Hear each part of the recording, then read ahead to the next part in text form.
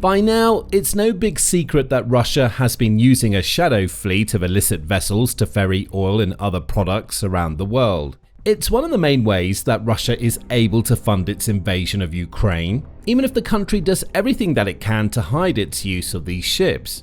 But the shadow fleet secret goes much deeper than what's already known. Why? Russia has started using these ships for a lot more than transporting oil. Putin's shadow fleet has been busted, as Ukraine has just exposed Russia's darkest secret.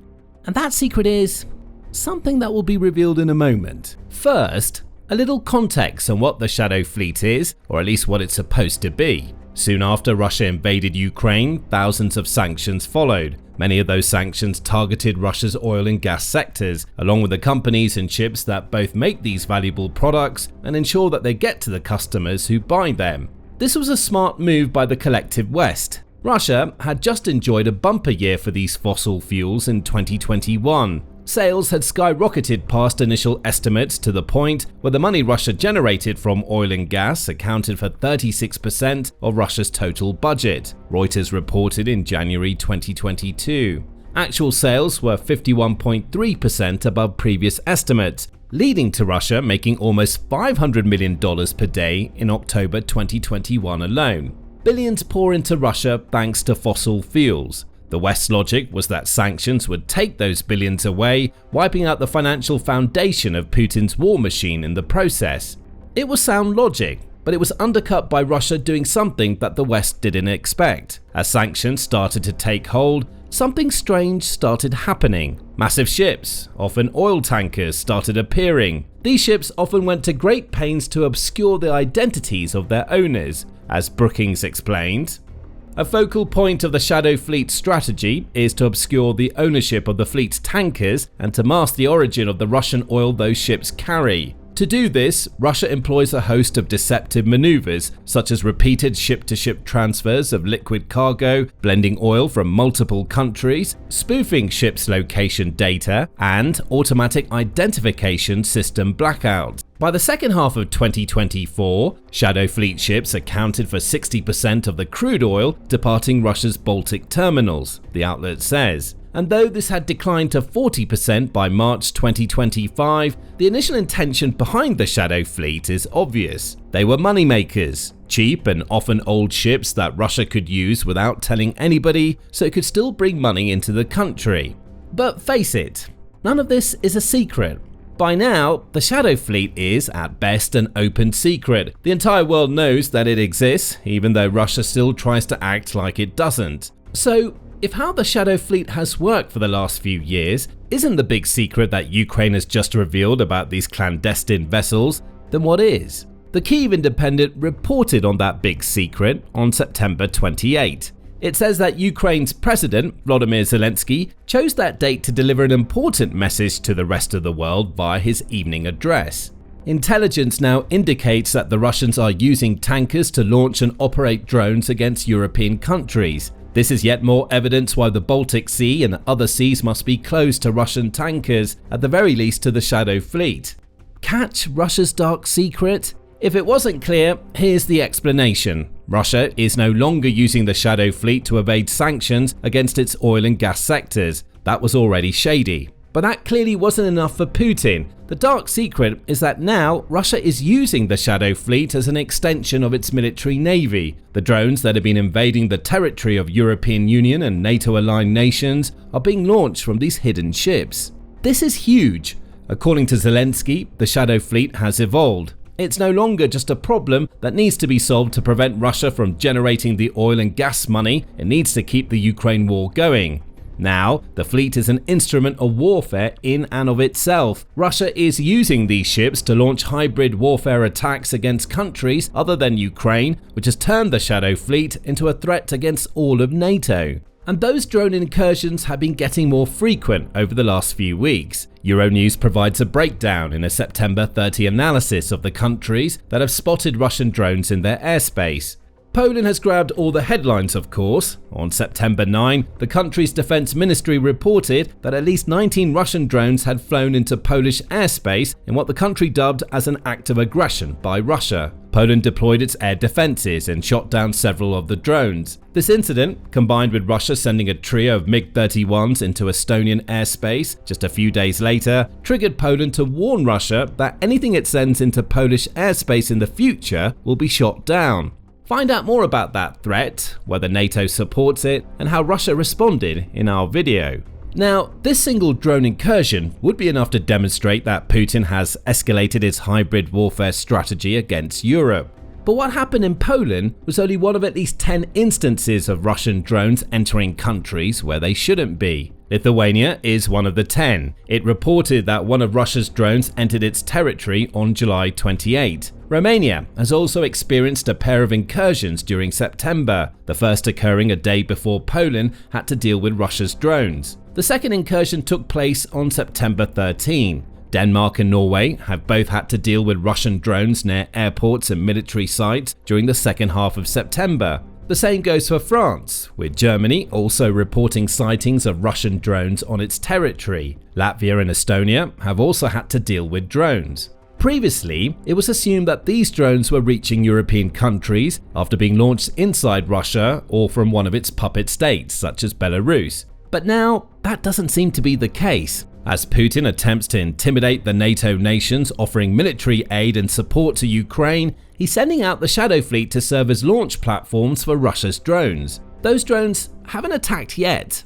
Every incursion has just involved them being spotted and in some cases shot down. But with all of this, Russia's leader is trying to send a message. He wants NATO to know that Russia can strike anywhere in Europe. And if it does, the Shadow Fleet that nobody has been able to stop will be just as likely to attack as Russia's official military vessels.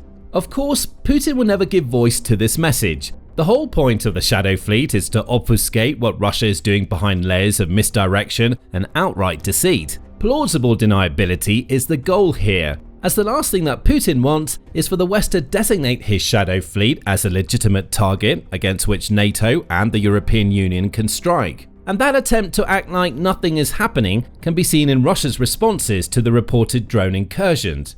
It's denying that it ever happened, of course. That's according to Newsweek, which also reported on Zelensky's Shadow Fleet revelation in a September 29 article. Russia is trying to claim that none of what's happening is intentional. It's just a coincidence that there have been 10 separate instances of drones entering NATO airspace since July, with most of those instances in September. And Russia definitely didn't mean to send its fighter jets into Estonia's airspace. It's all a big coincidence, and NATO should be careful about doing anything in response.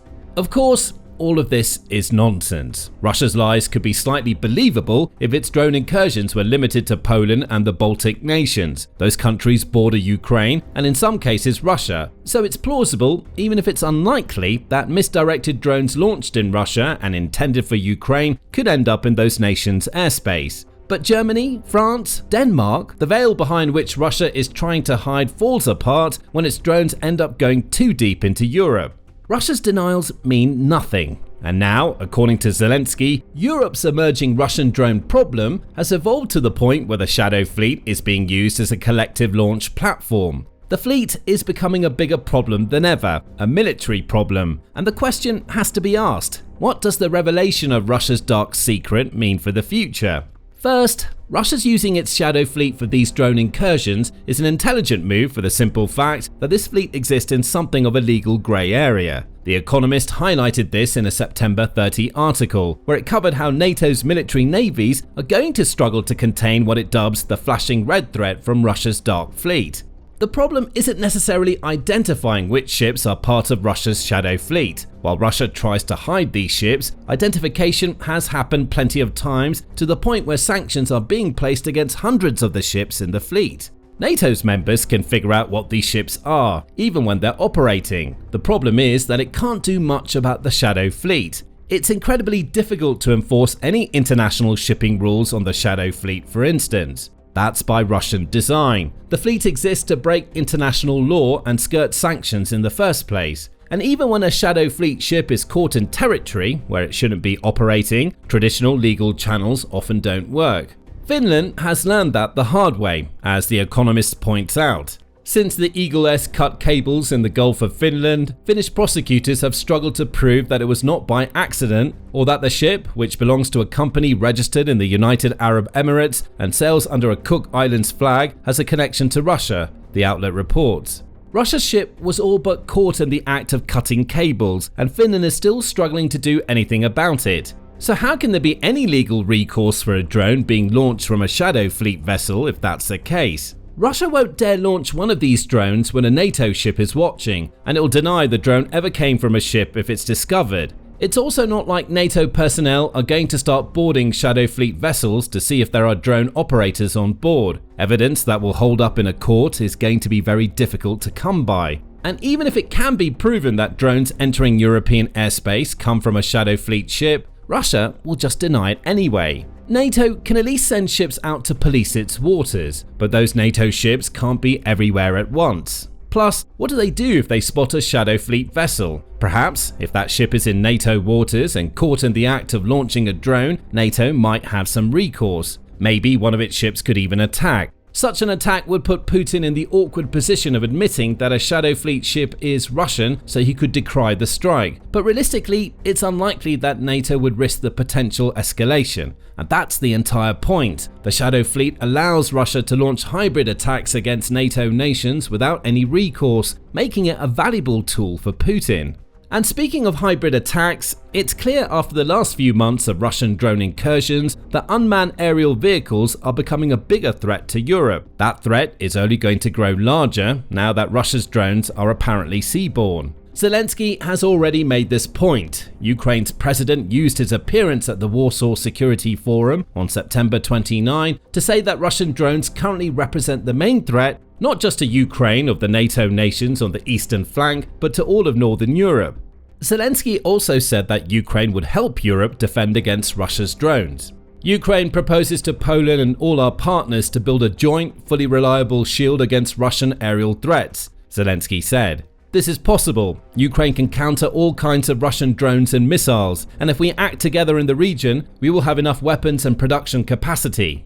Zelenskyy's point is clearly that unity is the solution to Russia's drone threat. But how much Ukraine can actually contribute while it's still at war with Russia is anybody's guess. Europe is at least taking the Russian drone threat seriously, regardless of whether those drones are coming from the shadow fleet vessels. On October 1st, European Union leaders descended on Copenhagen to discuss the measures they can take to counter Russia's constant drone incursions.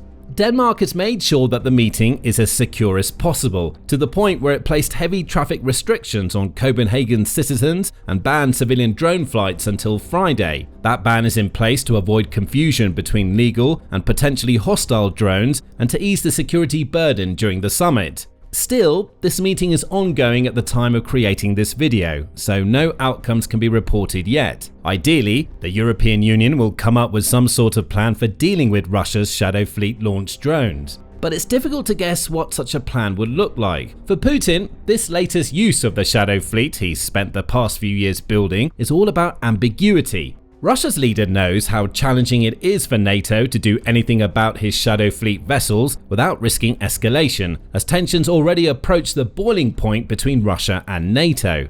So, Putin is going to keep using his drones to test European defences and unity, Euronews said in a September 30 article. There's even disagreement within Europe as to why, and even if, Russia is doing all of this in the first place. It's at least slightly possible that the Russian drones entering NATO airspace are doing so accidentally after being misdirected by Ukrainian electronic warfare techniques. That seems unlikely. Assuming the incursions are deliberate, is Russia provoking to test reactions? Is it using its drones to assess defensive capabilities? Is Russia just looking to create an atmosphere of fear in nations that they thought they were safe from Putin's expansionist ambitions? It could be all or none of these reasons. And the confusion about it all is exactly what Putin wants to create. Zelenskyy's claim about Russia's shadow fleet is doing only adds to this confusion. That claim could end up creating even more division among European leaders, some of whom may not believe that Russia would go so far until they see hard evidence. Maybe that's the whole point for Putin. His drones divide rather than conquer, and the Shadow Fleet could be just another piece of the puzzle Russia's leader is creating. But now that Russia's dark secret has been exposed, the question is, what can be done about it? Yet more sanctions seem to be the obvious answer. Zelenskyy called for them when revealing what Russia's Shadow Fleet has been up to. Those calls were mirrored by Svetlana Romanko, the founder of Razum We Stand, which is a lobbying group that calls for more sanctions to cut off Russia's energy exports. Romanko took aim at the US and its delayed secondary sanctions. The US should be placing full sanctions on all Russian fossil fuel exports, enforcing secondary sanctions on buyers of Russian oil, tightening restrictions on Putin's prize Arctic LNG, and shutting down the shadow fleet of tankers that carry Russia's bloodstain oil, Romanko claims. How useful sanctions will be against the Shadow Fleet is up for debate. After all, it's not like plenty of sanctions don't already exist. In July, the UK announced sanctions targeting 135 oil tankers that are part of the Russian Shadow Fleet. The European Union also placed sanctions on the 105 Shadow Fleet vessels as part of its 18th sanctions package, bringing its total of sanctioned ships to 444. It seems likely that the 19th package the European Union is currently preparing will target even more of Putin's shady ships. How effective these sanctions can actually be against ships that are already operating pseudo-legally at best is another question entirely. Sanctions on Russia says that these measures can be effective, though they're an imperfect response to the Shadow Fleet challenge. Sanctioned tankers don't disappear, but they become much less active, the outlet says when assessing the results of a study into sanctioning Shadow Fleet vessels. This creates friction and costs for Russia, since replacing sanctioned ships isn't easy. The study revealed that the travel distance of sanctioned Shadow Fleet vessels declines by 80%, meaning Russia is at least wary of sending these ships out once they're sanctioned. That wariness could at least mitigate the emerging Shadow Fleet drone issue, though it doesn't stop it entirely. After all, an 80% travel distance reduction indicates that these vessels aren't being kept in ports. They're still sailing, even if less so than before they were sanctioned, so Putin can still use them however he sees fit. So, sanctions help, but they don't solve. To really cut into the Shadow Fleet's operations, the European Union and NATO may also need to rely on Ukraine to conduct direct strikes in their stead. Ukraine has already started doing this. On September 13, Pravda reported that Ukraine's drones managed to strike a pair of Russian Shadow Fleet vessels at the Primorsk oil port. Ukraine is also using its drones to damage Russia's Black Sea oil ports, essentially hitting the Shadow Fleet indirectly by taking away the ports needed to load them with oil. Both approaches have their merits and they complement each other. Ukraine attacks while the West sanctions. Anything that stops Shadow Fleet vessels from taking to the seas needs to be considered, because if Russia is truly launching drones from these ships, that fleet just became a whole lot more dangerous. Now, speaking of Ukraine's strikes against Shadow Fleet vessels, the country went on a tear during the middle of 2025. It targeted ship after ship with brilliant and precise strikes all over the world. Find out more about these strikes and the impact that they could have on the Shadow Fleet in our video. And if you enjoyed this video, remember to subscribe to The Military Show for more up-to-date coverage of Russia's evolving campaign of aggression in Europe.